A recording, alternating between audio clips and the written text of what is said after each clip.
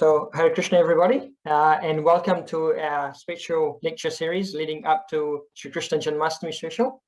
Let's begin by reciting the prayer to invoke auspiciousness. Om Jnana Timirandasya Jnananjana Shalakaya Chakshurunmilitam Yena Chakshay Srimurve Namah Namo Vishnu Padaya Krishna Prasthaya Bhutale Srimate Bhaktivedanta Swami Iti Namine Namaste Saraswati Deve Gauravani Pracharine Nirvishesha Sunyavadi Pashatale Satarine Jai Sri Krishna Chaitanya Prabhu Nityananda Shri Advaita Garadhar Shivasadi Gaur Bhakta Vrinda Hare Krishna Krishna Krishna Hare Hare Hare Rama Rama Rama Hare Hare. So far, we have heard from Urush Prabhuji regarding the advent of the Lord, why he appears, and also about the prayers of the demigods, while the Lord was in the womb of Mother Devaki. So today we're going to be moving to chapter 3 of Srimad Bhagavatam, Canto 10, chapter 3, which is on the birth of Lord Sri Krishna. So in chapter 4, verse 9 of the Bhagavad Gita, the Lord says, Janma karma cha me divyam evam yo vitit tatvata tvakta deham punar janma neti mamiti so Arjuna. So now what the Lord is saying to Arjuna is that anyone that understands the transcendental nature of his appearance and activities, not just the material nature, but the transcendental nature of his appearance and activities, when that person dies, they don't take birth again in this material world, but they go back to the eternal abode, which is Golaka Vrindavan, where Lord Sri Krishna resides. So today what we will be doing is trying to understand from that verse the appearance part of it from Srimad Bhagavatam, Canto 10, chapter 3, or if you've got the Krishna Book, it's chapter 3 in the Krishna Book as well. Now, in the verse, you can notice that it says Janma at the beginning, but in the translation, there is no mention of birth. When it's referring to Janma in relationship to the Lord, it actually is referring to the appearance of the Lord, because the Lord doesn't take birth like you and I, or a bird or an animal or anything else that we've experienced in this material world. He doesn't have to be conceived. He doesn't have to stay in the womb of a mother for 9 months. He doesn't have to take birth in the normal way that a human being or an animal has to take birth. Now, our bodies, they're made up of the 5 gross elements, right? Earth, fire, air, water, and ether.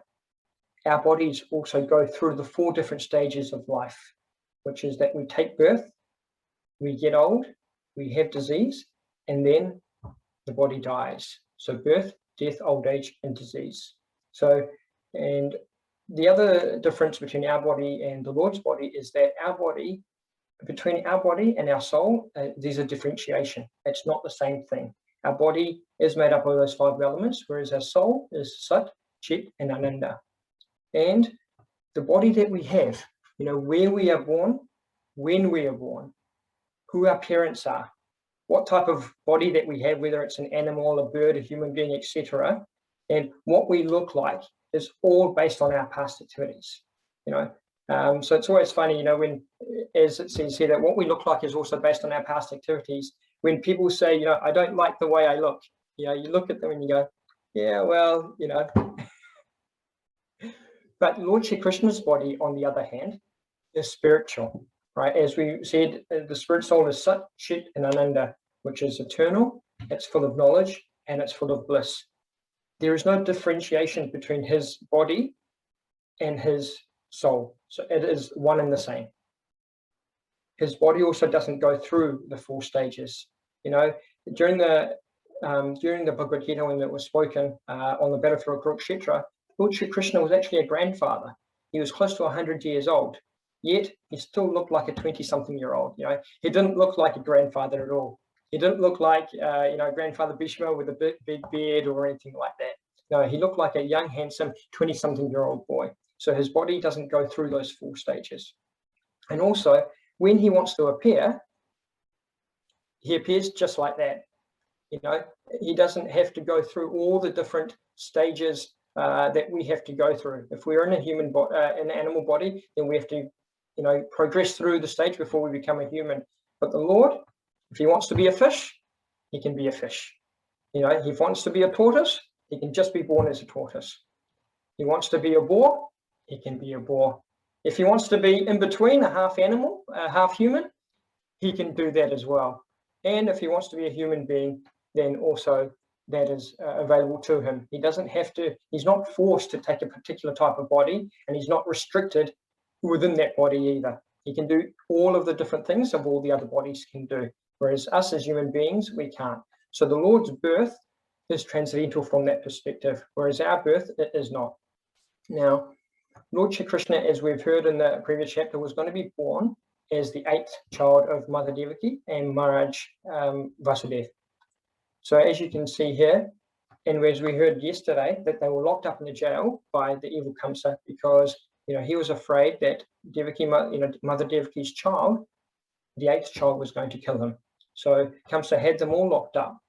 Now, when the Lord had appeared, it is said that all the astrological influences were very, very auspicious. It says the stars were and the planets were all aligned.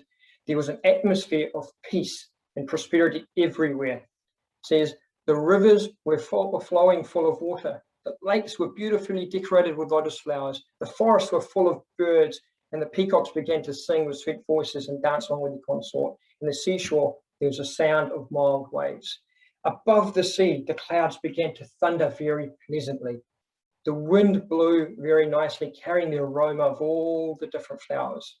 And the Brahmanas, who were previously disturbed because all the demonic kings, became very peaceful and full of joy because they could actually hear the transcendental sound vibrations in the air.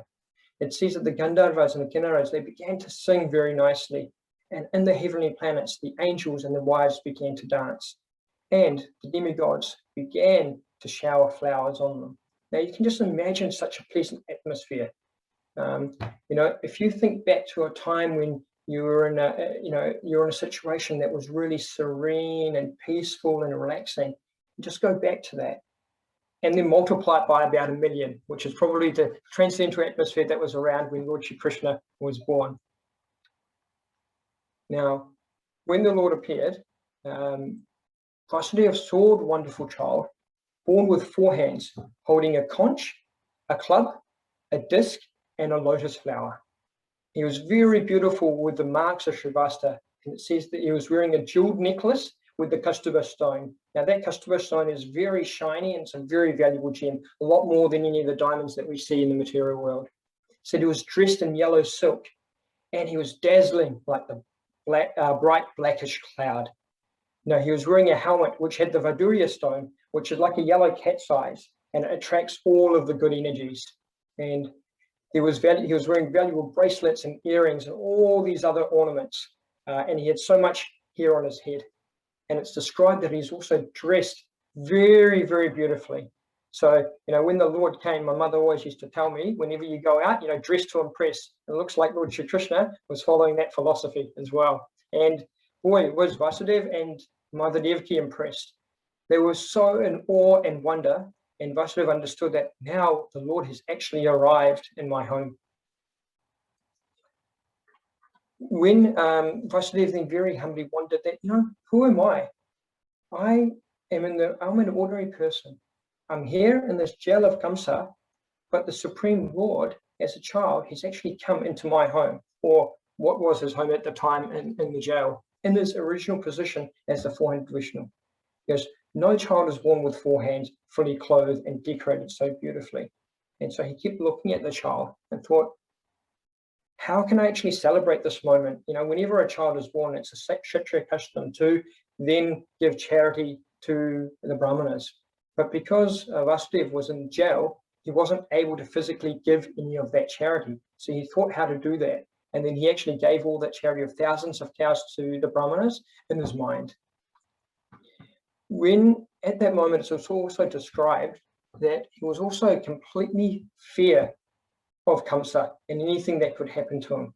And then it says that he's bowed down with folded hands and he began to offer prayers. He said, "Mighty Lord, I can understand who you are. You are the Supreme Personality of Godhead, the super soul of all living entities, the absolute truth, and that you've appeared in your internal form, which is directly perceived by us. You know, I understand that because I'm afraid of Kamsa, you've appeared just to deliver me from that fear. You know, you haven't come for any other reason. You do not belong to this material world. And you're the same person, you know, who brings about the cosmic manifestations simply by looking at material nature. So how wonderful is that Vasudeva is saying that, Lord, you have appeared just to deliver me from that fear. You know, how can we understand also that the Lord who actually creates everything, because a question can be asked that the Lord who actually creates everything, the whole cosmic manifestation, is simply by looking. How can he appear in the womb of Mother Devaki? You know, Vasudeva very nicely explains this, that he goes, actually, it's not really that wonderful, the Lord appearing in Mother Devaki's womb. It's not that extraordinary at all for you, the Lord. Why? Because as Mahavishnu, you're sitting there and breathing, and you're creating it all from your breath. You create all of the universes. And then you also enter into those universes that you've created from your breathing, and you enter at Garudakshay Vishnu. And then again, you enter into all of the planets and all of the living entities and the atoms, and then you enter as Krishna Dakshay Vishnu. And so you enter into everyone's hearts and atoms. So he goes, you can enter, but you can still be all-pervading. You can still be the Supreme Lord. And it's just the same way as the human body, which is made up of the 5 elements, you know, earth, fire, air, water, and ether, as I mentioned at the beginning. But whenever a new body is born, it looks as if all of those elements are created over and over again. But actually, they're always existing. So in the same way, you can be all-pervading, but still be in the womb of Mother Devaki. And Vasudeva continues his prayers, and these very wonderful prayers. You know, I've taken little bits of them for the seminar. And it goes, the purpose of your appearance is to kill the followers of the demigod rule, the demonic rulers of the world, who are dressed like royal princes, but are actually demons. So what Vasudeva is getting at here is that saying you can dress really well. Externally, you can look very beautifully. You can have all of that. But actually, what you are on the inside is what actually really, really matters. So the Lord came to kill all of the demonic rulers of the world, and also the demonic propensities that is within everyone. Once Mother Devaki once Vasudeva finished offering his prayers, then Mother Devaki offers hers. Now, initially, she was it said that she was very, very scared, because Kamsa had already killed 6 of her previous children. And of course, the 7th one, as we heard last week, was Kamsa thought was a miscarriage. So then she offers her obeisances and praises the Lord in many, many ways. Mother Devaki says, you are the ultimate reservoir of material nature. Everything is under the influence of time, and you are the actual original director of everything. So all the conditioned souls, they continue fleeing from one body to another, one planet to another, you know, and they don't get free from this birth and death. But when one of these fearful living entities comes under the shelter of your lotus feet, he can lie down without anxiety of being attacked by formidable death. So that is what we as human beings is the one thing that we all fear the most, right? Death. We try to do everything to live very happily, live very peacefully, and live as long as we can. You know, we exercise a lot and try and take care of our bodies and things like that. Why? Because we're afraid of death. But if we take shelter of the Lord, first and foremost, by chanting the Hare Krishna Maha Mantra, which is Hare Krishna, Krishna Krishna, Hare Hare, Hare Rama, Rama Rama, Hare Hare. Then we can, you know, begin the path of becoming free from that most dangerous type of fear, as it's said in the Bhagavad Gita. Mother Devaki also asks to be saved from her brother Kamsa and to rescue her from the fearful condition, because she says, you're always ready to give protection to your devotees. You know? Just like who's the most famous devotee, or who's the most famous incarnation for protecting? Right? When the Lord came as Lord Nrsimhadev to protect Lord Prahlad Maharaj, he came specifically just for that one purpose. So the Lord is always ready to give protection. So we will have nothing to fear if we take shelter of his lotus feet. Mother Devaki, being a mother, of course, also shows the motherly nature. You know, while praying to be saved, She says, I'm still afraid though, that as soon as Kamsa knows that you are here and that you have appeared, he's actually going to try and hurt you. So for the time being, please become invisible to us and go back to your two-handed form as a normal child. So the Mother Devaki asked Lord Krishna to turn from his four-handed form into the small two-handed form child there, And that is a mother's love. That is a mother's affection. No matter how old we get or how intelligent we are, how powerful we are, she will always see the child as a little innocent child that needs protecting, even if the child is the Supreme Lord himself. And that was Mother Devaki's mood. That was Mother Devaki's emotion for the Lord. Now, the question can also be asked is, okay, the Lord has appeared, but why has he appeared as their son? So on hearing the prayers of Vasudeva and Mother Devaki, Lord Sri Krishna appeared that actually, this is not the first time I've actually appeared as your son. He goes, initially, Vasudeva, my father, was one of the Prajapatis. His name was Sutapa, and Mother Devaki was his wife, Prishni. He said at the time when Lord Brahma was desiring to increase the population, he asked them to generate offspring. But they controlled their senses that performed severe austerities, and they were able to tolerate all the influences of material nature, all of the different seasons, the rain, the wind, the hurricanes, the scorching heat of the sunshine. And so they continued to execute all of the religious principles. They did with a steady mind, they worshipped the Supreme Lord and practiced severe austerity. The mind was always absorbed at the time in the Supreme Lord while executing devotional service and always thinking of him within their heart. And so because of that, the Lord actually became very, very pleased with them at that time. And then Lord Sri Krishna said, O sinless mother, your heart is therefore always pure. And at that time, also I appeared before you in this form just to fulfill your desire. And I asked you whatever you desired. And at that time you wished for me to be born as your son. So Lord Sri Krishna has appeared many times as his son. First as Prishni Garbha, as to Mother Prishni and Sutapa. Then he also appeared as Upendra, or better known as Vamanadev, to Aditi and Kashyapa. And then now he's appeared as Lord Sri Krishna to Mother Devaki and Vasudeva. So Lord Sri Krishna says, this time particularly I've appeared in my Vishnu form just to convince you that I am the Supreme Personality of Godhead. Otherwise you wouldn't believe that the Lord has actually taken birth and that your wish has been fulfilled. The Lord said to them that, father and mother, the Lord has also shown so much affection for his parents. He's saying, father and mother, you have therefore raised me many times as your child with great affection and love. And I'm really, really pleased and obliged to you. And I can assure you that this time you won't take birth in the material world again. You'll go back to Godhead on the account of your perfection in doing what you sought out to achieve. So then, at that time, the Lord says, now, please, take me immediately to the Gokul and exchange me for the daughter of Mother Yashoda. And that daughter was Yogamaya, the internal potency of the Lord, the illusionary energy, as we heard yesterday. Now, by the influence of Yogamaya, you wonder, how's Vasudeva going to get out? He's locked up in a jail with all of these guards, and Gokul is so far away. But by the influence of Yogamaya, all of the residents of Kamsa's palace, especially the doorkeepers of the jail, they were overwhelmed with deep sleep. Hopefully, I haven't overwhelmed any of you here with deep sleep. If I have, it's definitely not my Yogamaya potency. I don't have that. So hopefully everyone is still awake. It continues and it says, because of the Yogamaya potency, all of the palace doors opened, even though they were locked with massive iron chains.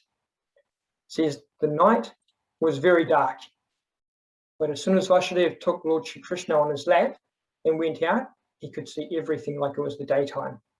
In the Chaitanya Charitamrita, it is said that Lord Sri Krishna is just like the sunlight, and the illusionary energy is like the darkness. So wherever there is Lord Krishna, light, darkness cannot stay. So the darkness disappeared, the doors automatically opened, And at the same time, there's thunder in the sky and heavy, heavy rainfall. We experienced a little bit of it in New Zealand, but I can imagine that this was 1,000 times worse than what we saw a few weeks back. At that time, Lord Sesha appeared in the shape of a serpent to spread his hood over the head of Vasudeva, to shelter them from the rain and not hinder their progress. Now, we know Lord Sesha is none other than Lord Krishna's older brother, Balaram himself, right? So, as you can see there, Lord Sri Krishna is doing his first duty of protecting his younger brother, even though his younger brother is the Supreme Lord himself. Then they came to the Yamuna River, and it said that at that time she was roaring with waves and it was full of foam. But even in that furious feature, she gave passage to Vasudeva to cross it. Now, this can sometimes be, all of this, the doors opening and the guards falling asleep, and then Mother Yamuna, which is, she's kind of roaring with waves, suddenly calms down. That can be a little bit hard to believe, going, well, how is that true? But if we also look, 2,000 years ago in the Bible, it also talks about Moses parting the Red Sea, and people believe that as well because it's written in the scriptures. This only happened 5,000 years ago. In Ramayana, it talks about Lord Ram crossing the ocean, building a bridge to cross the ocean to go to Lanka. And you're like, yeah, well, how did that actually happen? Now, we as human beings, we've got the 4 defects. And one of them is the fact that we have imperfect senses. The other is that we can be cheated, we can be illusioned, and we make mistakes. Now, because of those things, it's not always going to be that we'll be able to get evidence for everything, that we'll have all the tools to bring us evidence for everything that exists in the world, right? However, with the Ramayana, even though that happened so many centuries ago, thousands of years ago, NASA 15, 20 years ago took a pic from outer space between India and Sri Lanka in the Indian Ocean. And they actually said that there is one part between the two countries in the ocean where the seabed is much higher than the rest of the ocean around it, seabed around it. Now, in the Ramayana, if we're saying that it was a myth or someone's just written it, how did they know that the seabed that deep in the ocean was going to be higher, right? They wouldn't have known that to write that, and then us. But now there is proof that we have seen, even with our limited senses and imperfect senses that we have, that it exists. So just because we can't find evidence for something right here, right now, that's written in the scriptures with our own, with our own evidences, that doesn't mean it doesn't exist. So everything that's written in the scriptures that we have, if it's coming from the bona fide source, coming all the way from Lord Sri Krishna, we know it's true. It's not fake. There's no fake news when it comes to the bona fide scriptures. So all of these stories and the Vedic scriptures are actual historical references. So now going back to Vasudeva crossing Mother Yamuna with Lord Sri Krishna, the other thing you can see there is, when I was growing up in India and we're watching the Mahabharata every Sunday morning, it was, back in the 80s, when it came to Vasudeva crossing the ocean, you always saw Vasudeva holding Lord Sri Krishna over his head, struggling to go through Mother Yamuna with the waves hitting him, almost neck deep, sometimes waves going over his head, and he's struggling to cross, right? But that's not backed up in our scriptures at all. It's showing here that Vasudeva is easily, securely holding Lord Sri Krishna in his arms, and that he is comfortably walking across. The water is only ankle deep at the time, because it says the Mother Yamuna parted and gave safe passage to them. Once on the other side, he went to Nanda Maharaj's home in Gokul, where everyone was fast asleep. He entered the house and he exchanged the boy and the girl, and he returned back to prison. And he silently put the girl on the lap of Mother Devaki. He tied himself up again so that Kamsa wouldn't know exactly what had happened. And then in Gokul, Mother Yashoda, she knew that she had given birth to a child, but because of her tiredness from the labor, she had automatically straight away fallen asleep. And when she woke up, she couldn't remember whether she'd given birth to a boy or a girl. So in that way, the Lord appeared as the son of Mother Devaki and In that way, the Lord appeared as a son of Mother Devaki and Lord Vasudev, and was then transferred to Gokul. Do we have any questions? Yeah, Jitendra Prabhu. No, Yes, I'm please. Krishna, his wife. So I have one question, Prabhuji. Yes, Mataji. So- Krishna Mataji, yeah. Who is Yogamaya? Who is Yogamaya? Yogamaya? Yogamaya is, as we heard last week, Yogamaya is the Lord's illusionary energy. Yeah? Is it Durga Devi? Because Durga Devi, another name is Yogamaya. So is it Durga Devi? Yeah, actually, there are multiple energies of the Supreme Lord. And in this particular case, this particular Maya that we are talking about, that is Durga Devi, that who appeared to Mother Yashoda and was transferred here. But generally, the Yoga Maya that we refer to, that Yoga Maya is the internal potency of the Supreme Lord. But in this particular case, it is the expansion of the Yoga Maya, which is Durga Devi. Yes. So Prabhuji, then Subhadra Devi and Yogamaya, Durga Devi, is there any connection about this? Yeah, we talked about that yesterday, Mataji, that Subhadra is also the expansion of Yoga Maya, and then she also appeared afterwards. Okay. Yeah. So yeah, thank you so much for the answer, Prabhuji. Okay, Mataji.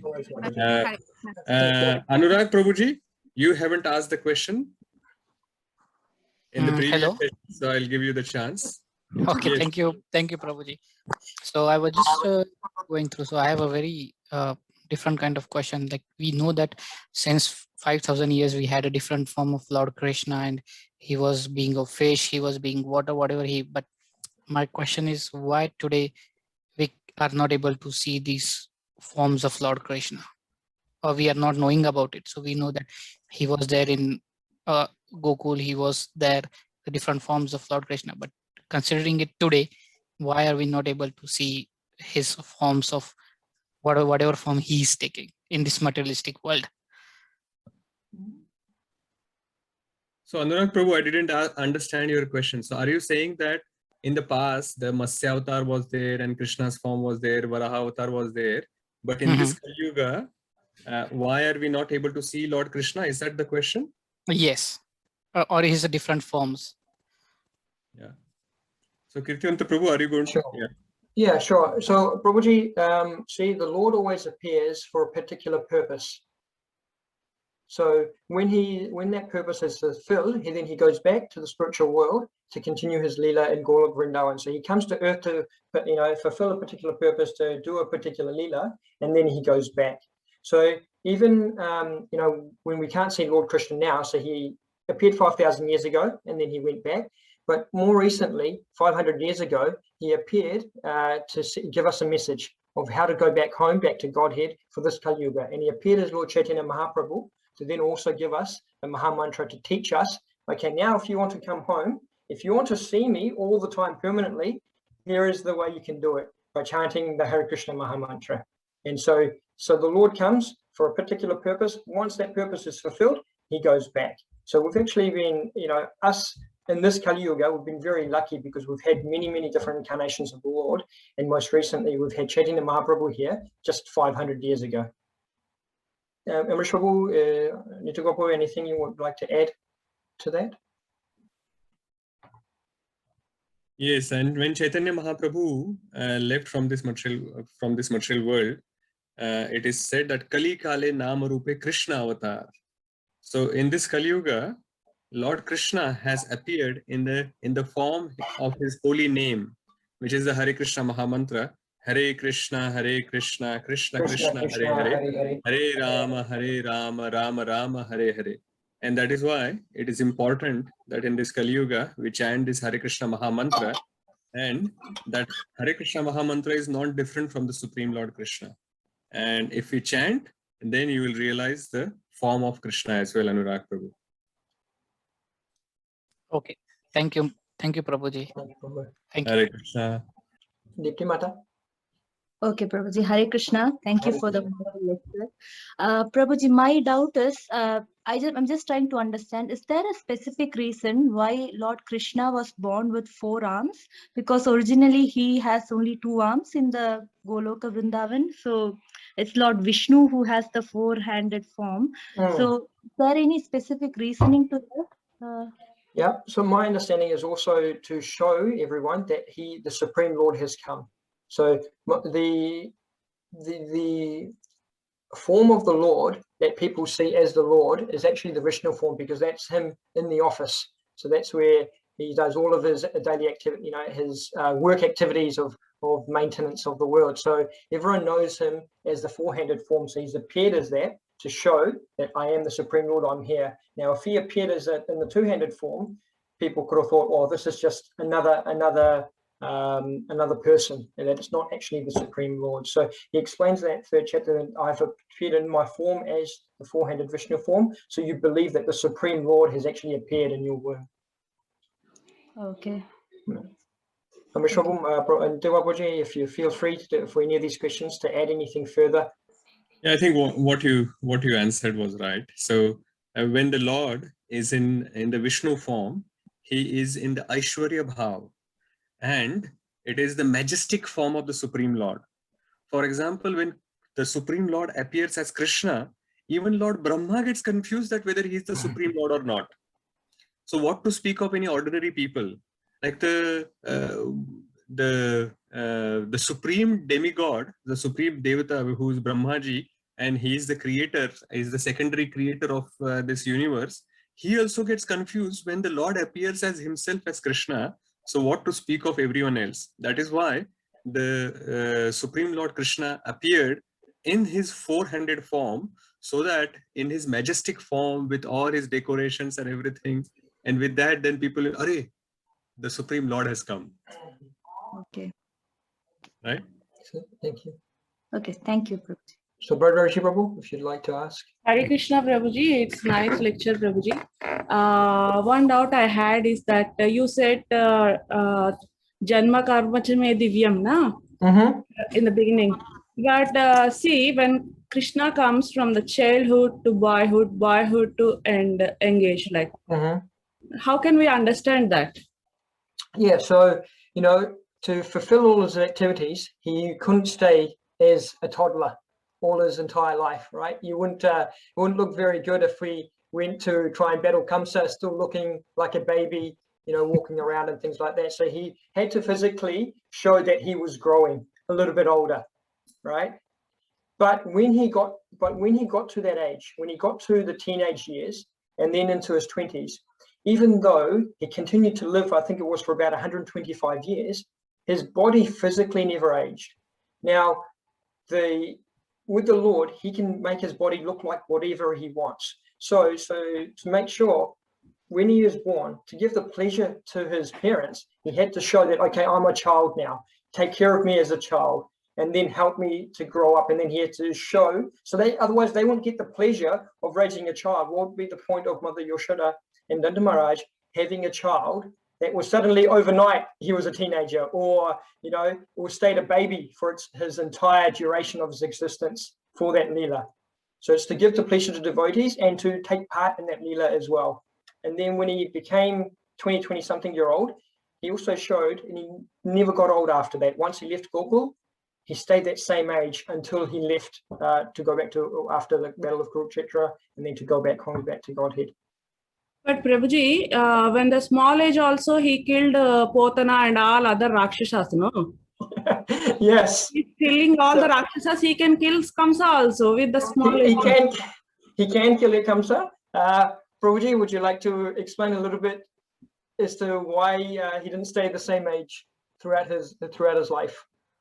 Yeah, actually Krishna is Swarat. Just like when we actually say that Krishna likes the peacock feather, or Krishna like butter. So someone will ask, hey, why Krishna like butter? Why doesn't he like gulab jamun? No, he may be liking gulab jamun as well, but he's an individual. He's a person. Just like Anuttara Mataji, you have particular liking. Similarly, Krishna also has, because he's a personality, he also has his own liking. And he also has the liking for different pastimes. So when Lord Krishna appeared, he did not want to actually only show the pastimes in his Bala Leela and only in the Vasalya Bhav. He wants to actually perform pastimes in all the rasas. So he performed some pastime in Vatsalya Rasa. Now that Vatsalya Rasa pastimes are finished, now he wants to go into some friendship Rasa. Then like the Sakhya Rasa, he had performed some pastimes. And then he was performing some pastimes in Madhuri Rasa as well. And then after that, he was doing some Veer Rasa and all of that he's going on. So he comes and he performs pastimes in various different rasas. And he's Swarat, he's independent. He decides sometimes he will just come as a Vaman Dev and finish his pastimes and go. He doesn't grow. He just remained for some time and then he left. Whereas in Krishna's pastime, he came and he remained for a while and then he performed various pastimes in different rasas and then he left. So he is independent. We cannot actually understand why sometimes he remained here for 125 years and sometimes he just remained for a few moments and then he left. So he wants to perform pastimes in different rasas and that is how he performed and then he grew. Now in the child body or like as a baby body, he cannot do pastimes in the Sakhya rasa or in the Madhuri rasa. So when he grew, then he can perform all those pastimes. That's why there was a progression in his life. And then at the age of 16, then he remained as 16, Nava Yavvanacha. So though he's the oldest, he always remained as Nava Yavvana. So he always remained as a 16-year-old boy after that. Is that okay, Mataji? Okay, Prabhuji. Thank you. Okay. Ramakrishna Prabhuji, you have some question? Hare Krishna Prabhuji. Hare Krishna. Thank you, Kirtivanta Prabhuji, for nice lecture of Krishna's appearance. But Prabhuji, my question may be, I don't know, is it relevant to this session or not? But I'm just wondering, after Krishna's appearance, why Devaki and Vasudeva have to wait until he come back to Mathura in jail? Why they have to wait? Because even they already suffered a lot, but even after Lord has appeared, but they have to still wait another 16 years. As I was mentioning to Anuttara Mataji, it is the Lord's pastime. It is hard to understand why Lord performs a pastime in a particular way as he performs. So just like in a movie, for example, in a particular movie, you would say that there is a lot of suffering for a long time, and then suddenly the hero enters and then he does something, and then you may say that, why the hero came at the end of the movie at the climax to finish everything? Why did he not come in the beginning and then finish everything? If a hero comes in the beginning of the movie and finishes everything, then there will be no movie, right? So that is how actually, similarly, it is mentioned in Srimad Bhagavatam itself that the Lord is actually coming and performing pastimes as an actor. Sometimes he comes and performs a pastime as Narsimhadev, sometimes as Vaman Dev, Varahadev, like that. Different pastimes he is performing. And at that time, he is the director, he is the actor as well of that pastime.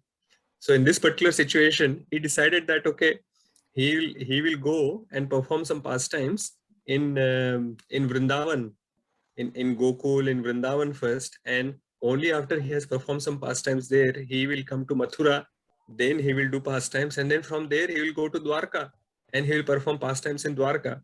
So as per that, he has written his own script, and that is how the script is progressing. So as we said, that he is independent. We can't say that, for example, no matter how much say devotional service we do, we cannot say that, oh Lord, you must appear here and you must give me darshan. So that is not possible because he is independent. No matter what you do, it is based on his no matter how much endeavor you do, it is based on his mercy that he will show himself to you or not. So that is how it works. It is endeavor plus mercy. Similarly, in this situation as well, that though we may think that, why this happened, why that happened, Just like in Ramayana as well, there are so many questions people ask, right? So similarly here as well, we have to just accept that these are the events, that is how in that sequence the situation has progressed, and that was the pastime of the Lord. Thank you, Prabhuji. Okay, Kirtivanta Prabhu, over to you. Okay, excellent. So yeah, thank you very much for everyone for attending today. I hope you learned something, and please forgive me if I've made any mistakes, but we will see you same time, same place tomorrow. Hare Krishna. Srila Prabhupada ki Jai. jai. Srimad Bhagavatam ki jai.